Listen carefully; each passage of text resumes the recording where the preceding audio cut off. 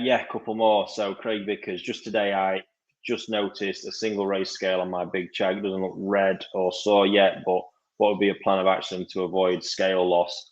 Yeah, so I mean, the biggest thing you need to find out first of all is make sure it's not actually a dead scale. There's no sort of need to be too concerned about scale loss. That they will generally always grow back. With the bigger ones, it will take a bit of time. So I get that.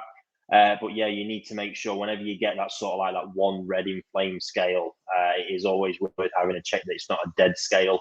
For those who don't know, a dead scale will always feel rough, like sandpaper, and will actually be really easily removed. You know, with very little force, it's likely to come away. If you don't take them away, you likely get more inflammation around that zone as well. So yeah, you need to be mindful and very careful of that, to be honest.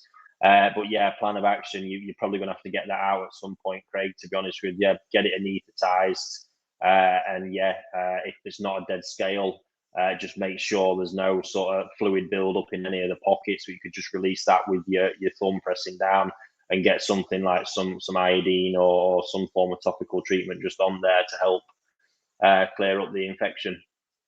Presuming that there's obviously nothing going in the pond parasitic wise as well, you need to rule that out, that it's not some flukes or something like that that's caused it to come up that's likely to then affect other fish in the pond as well. So I hope that helps with that one. Right, couple more.